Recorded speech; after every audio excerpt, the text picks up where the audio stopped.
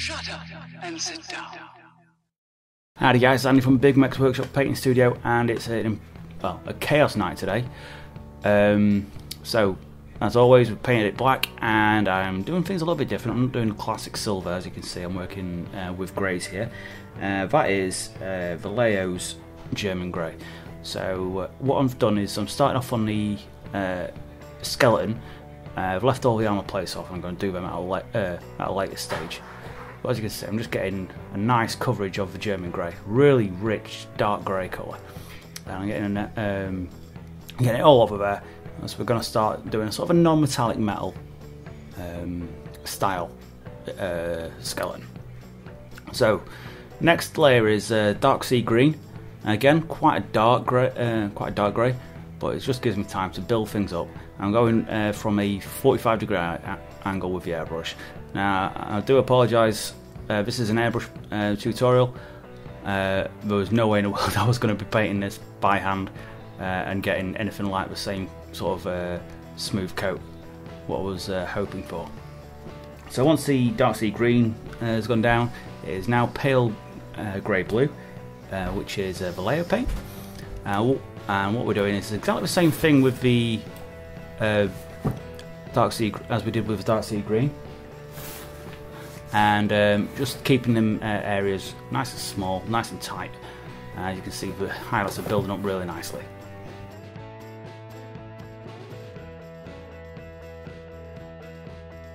So now it is pale ghost grey by Vallejo, and as you can see, we're starting to get a real nice, vibrant, silvery grey colour. I'm starting to use this as a real top highlight, and we're going to start adding some warmth into it once we've got this down. So we're going to start coming in from underneath now with Vallejo model layers yellowish rust, and this is going to start adding some bit of depth, a bit of warmth to the vehicle. I'm just going to start throwing it around all the places where the grime would build up, and anywhere where any regular sort of wear and tear would sort of become apparent over the terms of service. So I'm also now going to go and use Scale 75 Decay Black. I use this one because it's quite thin. It's really nice consistency. I'm doing exactly the same sort of idea with the yellowish rust. I'm just coming in from underneath, starting to add some depth to the paint job. It's not covering any of the too much of the yellowish rust. I'm just trying to add a bit of depth rather than take away any of the warmth what I've added in. So now it is a 70% thinner to 30% blue wash, blue shade. This is a Vallejo blue shader, and I'm just blasting it over with the airbrush. This is going to add a bit of more colour to the greys, so it makes it a bit more non-metallic.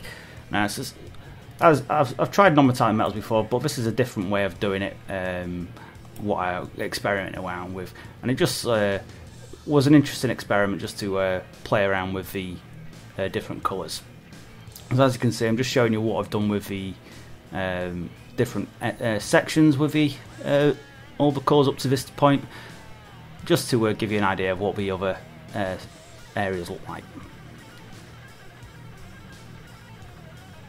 So after the blue wash has gone down, I'm now adding some more depth with the black, and I'm doing exactly the same thing as I did before, but I'm building them areas up really gently. I'm trying to spread them out somewhat, just making sure that those black deep sections are really dark, but the black doesn't bleed through onto too much of the higher areas.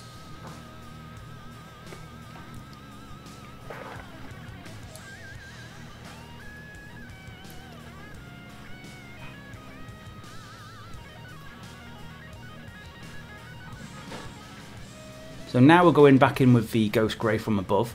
As you can see, I'm starting to really pick out those forward points, really getting close in with that, really focusing the cone.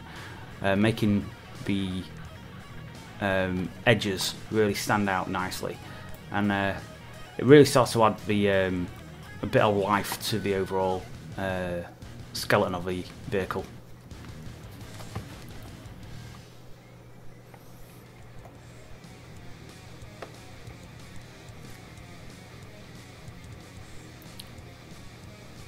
So I'm going back in with the dark sea green again, just a loose shade from above though, just to bring some of those lighter colours together, make it a bit more grey. I was unhappy with the colour at this stage, so I'm just taking the opportunity to take the colours down again, make it a bit more metal, bit more battleship of a battleship colour.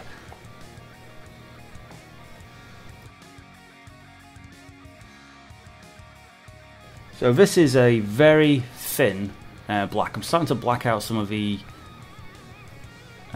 sections what aren't of the same colour.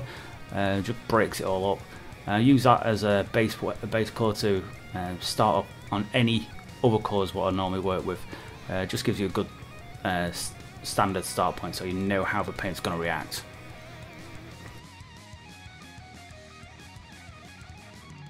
And now I'm using white. This is going to start adding some edge highlights by hand onto the model. I'm going to go around all the armour plates where the most extreme highlight areas, and just bring those edges out a little bit with the pure white, make it really pop.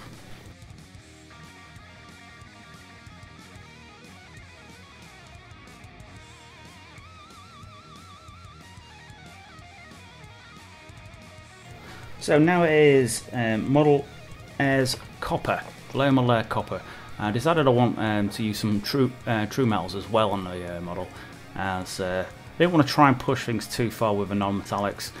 I thought it'd be a bit more colourful as well, so it really allows me to break things up a bit with various different styles of colour, different styles of painting as well. So I've using that for all the pistons, any of the sort of moving parts. Workroom when you want to start taking up with the highlights.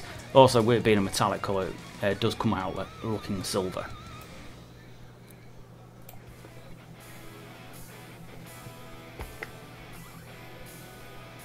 Onto the rivets and any of the axle sections, and that is Scale 75's decayed metal. Because I wanted them to be a slightly different colour to the copper as well, so they're going to go more of a brass colour. Making the model a little bit more colourful, but yet keeping things in the same area of the colour spectrum.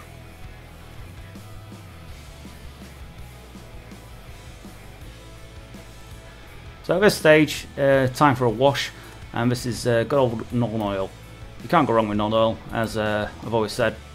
Non-oil does a job perfectly, so there's no reason for me to venture out some of the other any other dark black washes. And this is getting a nice liberal coverage over all of the moving parts. Any of the metallic work is what I've already done. Is getting a decent wash. A couple of thin layers, happy days. So onto the face area, and it's got a bunch of cables hanging around it. So I'm using violet by Scale 75 as a base colour. You chose purple as it's going to stand out nicely against the very stark light coloured skeleton. After that, it's onto some of the other internal areas. As you can see, I've left the canopy off. That's to allow me to get access to some of the other cables, and that is getting greenskin flesh by Scale 75 on some of the other areas, just to break it up a bit and give it a bit of extra colour.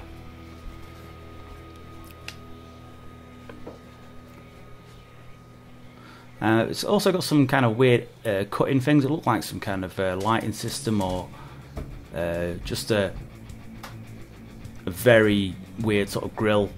So I decided to go for red for that, to make it look like it's sort of glowing in the deep areas. So that's my fist on red base colour in there, getting it nice and neat inside all those weird grill things. So I'm going back to the airbrush for a little bit.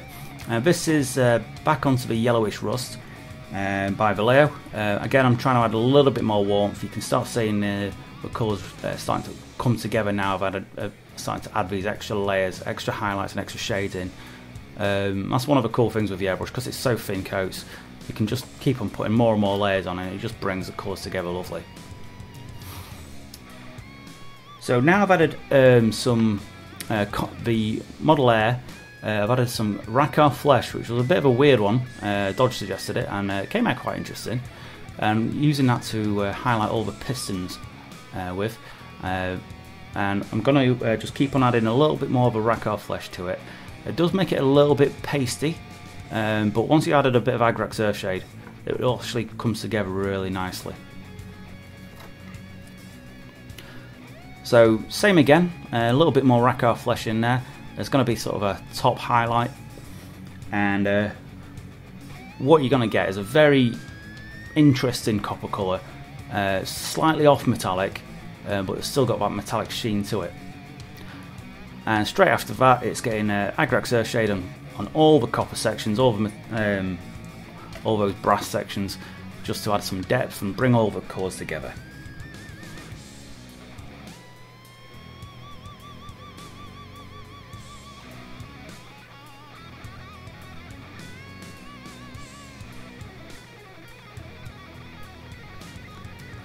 So onto the areas what were painted in the decayed metal. I've now added some Victorian brass onto it, and that's just going straight over the top of the decayed metal to really make them other sections nice and bright.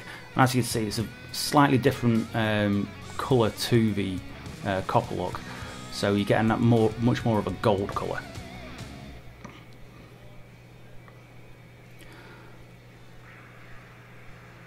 So now I've added some chainmail to it, and as you can see, I'm using a 00 here for the first highlights, for those nice bright highlights, and it's just going to start really making those colours brighten up. And now it's pure chainmail at this stage, just to bring those top highlights to a nice crisp point.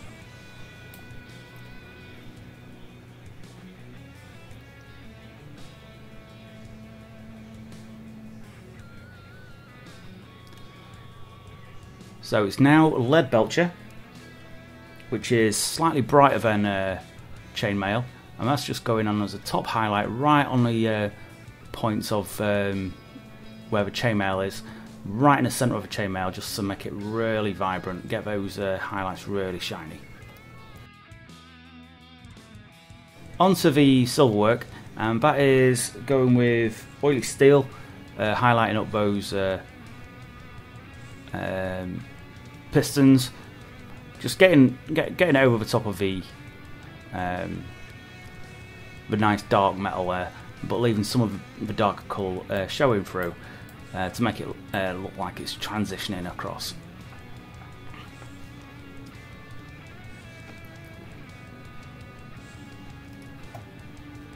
So back onto its face, and I'm going to start highlighting them cables near its face, and that is Brain Eater Reserve.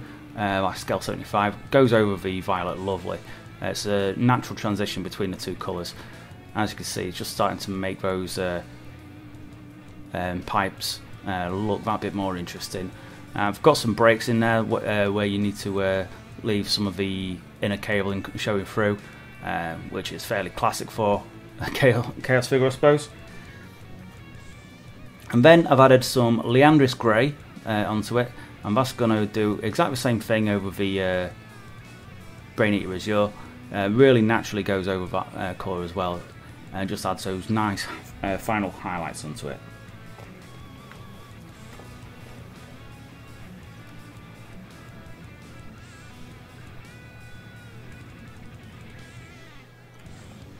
So, Slimer Green is the colours I chose for the cables on the Power Fist.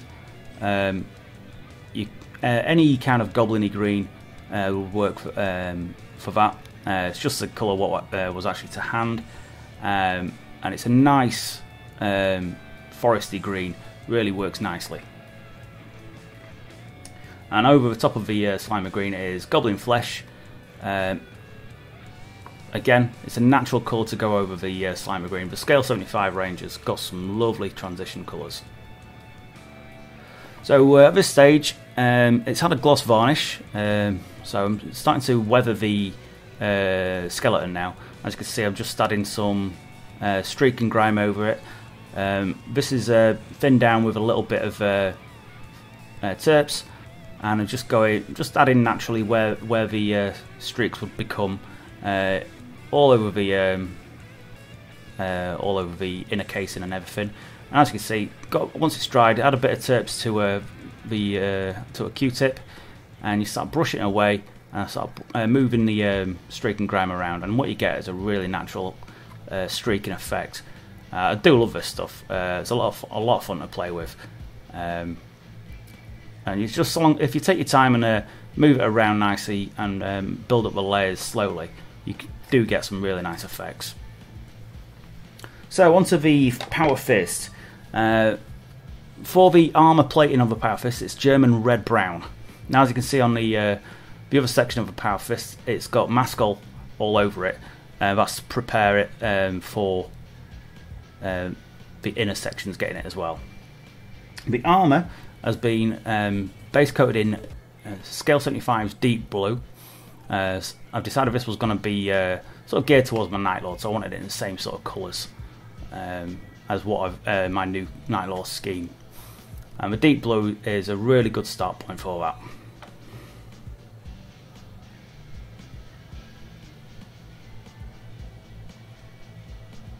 So once the deep blue's gone down, highlight layer of Thunderhawk blue, and just start gently adding some highlights into the deep blue. It's a recipe I picked up from the internet somewhere. I forget. I do apologise. I can't credit the original artist because I can't remember the guy's name. But it was a variation on a recipe what I saw. So I've added some extra highlights with Ghost Grey, and now I'm going back over it with Deep Prussian Blue. Now this is just to blue out the colour, because the deep blue is got a lot of green in it, and in order to get the rich midnight blue I was after, I needed to add a pure blue layer underneath to prevent it from going too green when after the highlight layers have gone under.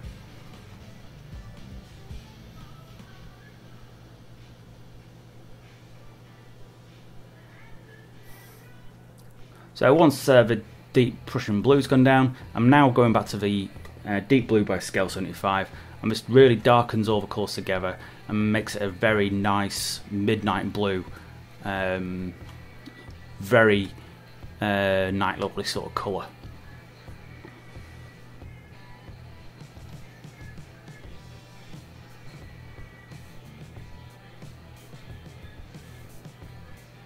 So back onto the fists. The Maskell's still there, and I'm now going back over with some nice brighter colours now, and this is a Blood Red by Scale 75. It's quite orangey. I was a little bit disappointed by how orangey it came up on there, but I did actually get it back to where I wanted it to be, but it took a little bit of playing around. As you can see, I'm just starting to add the highlight layers to it from a 45 degree from above angle, and this is Mars Orange from the Scale 75 range, and doing exactly the same thing as what I did with the all the other set areas, just keeping those highlights nice and bright, but from only a certain angle.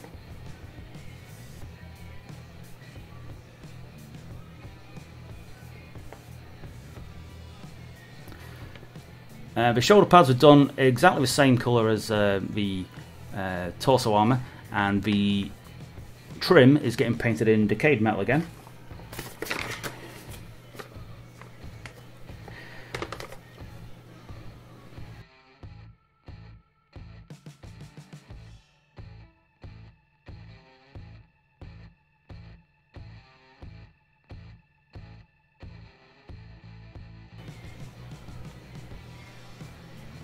So as you can see, I've left some of the areas of the plates, certain areas, black. Now this is because I'm going to do some diamonds. This was actually my second attempt. Tried to do a shortcut, didn't work. So what I'm using is Vallejo's Game Air Earth, because I'm going for a cream diamond pattern check rather than a classic black and white. As you can see, I've got the first lines down.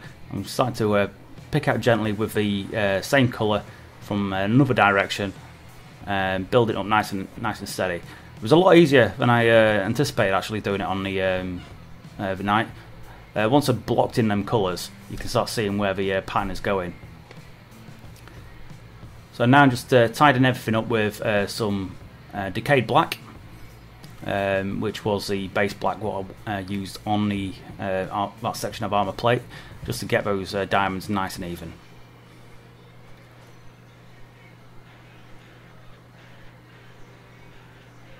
So now I'm highlighting everything up, and that is Earth with Skeleton Bone, which is an army painted colour. The Skeleton Bone's a nice mid-tone for the bone regions. So I'm just adding that to the upper sections, really adding those highlights in. And now I've added some more of the Skeleton Bone. As you can see, it's just a little bit patchy at the minute. I'm just going to go back in with the darker colour just to tidy it all up. I just wanted to get the positions of a highlight right first.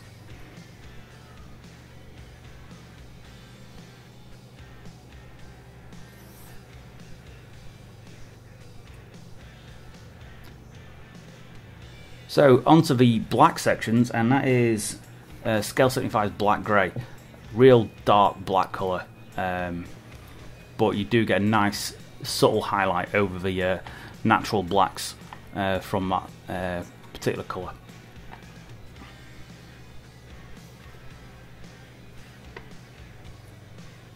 So I've also added some to the shield, and now I'm using Skaven Blight Dinge to add some more highlights to it, just to make those little black sections a bit more vibrant, really make them stand out against those bone coloured diamonds. So I've done the chainsword and the gun, basically the same colour, the same way as painted the Power Fist, and now I'm starting to do some edge highlights on the chainsword, and this is an edge highlight of Antares Red. Now that's actually one of the darker colours, but because it's all done with the airbrush, going over the, I'm also going over the lighter shades as well, and that's going to bring out those nice vibrant edges. So now I'm going over with Aldebaran Red as a second edge highlight, really starting to bring those colours out. You start seeing those nice tight lines, what the vehicle needs. Now, it's a lot of work putting edge highlights on a night. It takes a long time, and believe me, I got bored. So I did actually eventually go back and start tidying things up because I realised I'd made a right hash of it. So onto the gold trim again. That is gold by Vallejo Metal Air, goes straight over the decayed metal, and it really goes over nicely. It shows some of the deeper colour through, but yet it still is bright enough to be a nice highlight.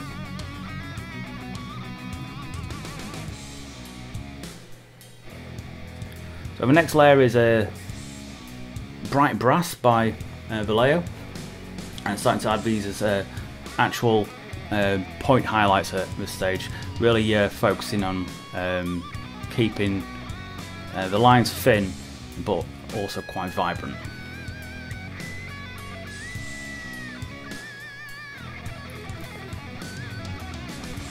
I'm going over all the golds with the Agrex Earthshade, which has been thinned down. I didn't want anything pooling too badly, so I thinned it right down so I could layer it up a little bit if I needed to, but it just adds that bit of depth what you really would like to see on the golds. So then it's added some bright brass again, but this time it's got a bit of chrome in it, just to bring those highlights up a little bit.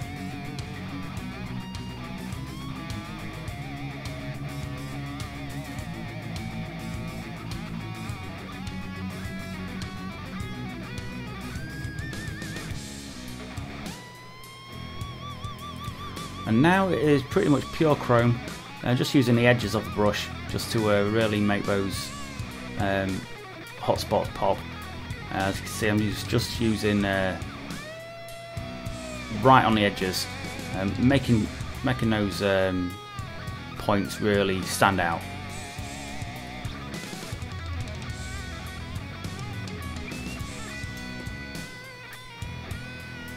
So now doing some edge highlights on the armour itself, and that is the first layer is Cantabric Blue, scale 75. It's quite similar to the base colour of the armour when done by hand, so it's quite a gentle highlight, but you do get a very nice effect over it. And as I've said before, there's a lot of edge highlighting to do on this guy, so you do have to take your time. Otherwise you just do what I did, and which completely screw it up. So after the Cantabric Blue, I'm going from about the halfway point in the highlights with Sky Blue. As you can see, it's quite a vibrant colour, but it really does stand out nicely and makes them highlights look really cool.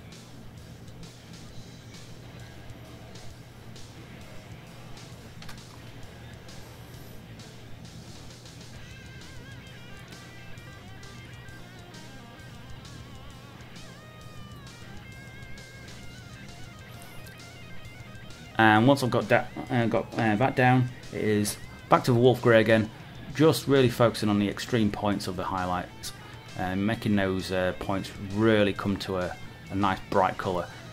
You're wanting to leave some of the sky blue and the Cantabric Blue showing through, so the colours blend together somewhat.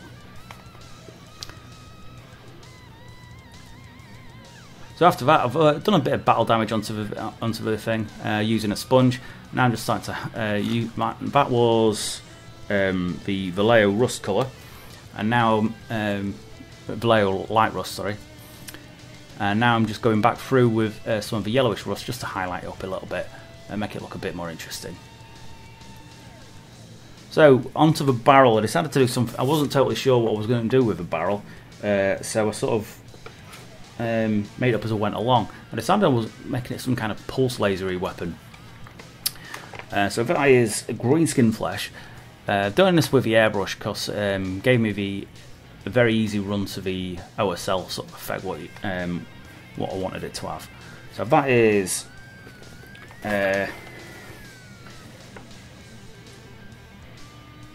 goblin flesh going over the top, which is quite, as you can see, it's quite a vibrant colour. Just wanted to make it look really vibrant and interesting. So now I'm using Toxic Waste, which is a scale 75 yellow colour, which goes over these lovely, and it's just allowing me to bring some like a pulsing bubble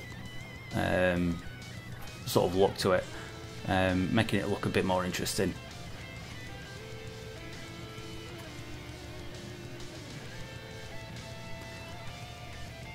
So now I'm going over with a bit of white just to brighten certain areas of it up. I wanted to stretch out that pulse area a little bit without it being too colourful. I've also put a nice touch of white at the top end of the one area. So now I'm going back over with the Toxic Waste to blend all those colours together, and what you'll get is a nice transition between the darker green and the lighter green, and also onto the white. It'll go over really nicely and get a really cool colour.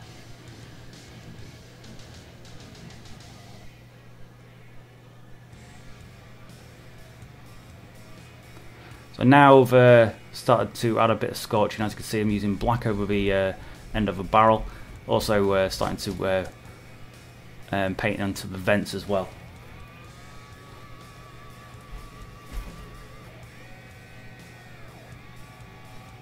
Now I'm also going to be doing the same thing across all the areas where what would generate heat, such as the vents on the back, the exhaust on the back. That's now a squid pink, I believe, going over the end of a barrel, starting to add some heat to it, so really make it look a bit more colourful.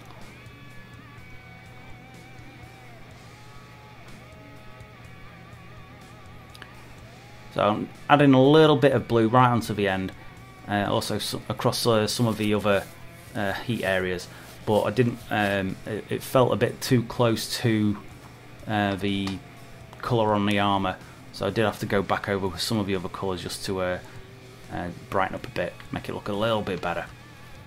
So there you go. You enjoyed that video. It was a lot of fun for me to paint. Never painted anything quite as big as that, so it was a nice experience for me.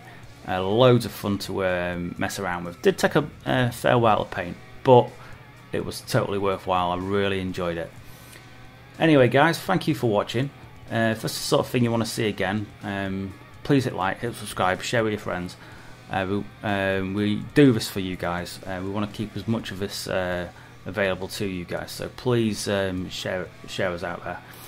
Got some thank yous to make.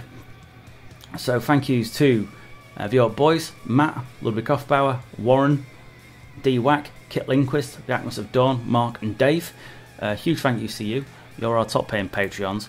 We do have a Patreon site. If you're interested in helping support the channel, please check us out on Patreon. Any donations is absolutely massively appreciated and really helpful to us.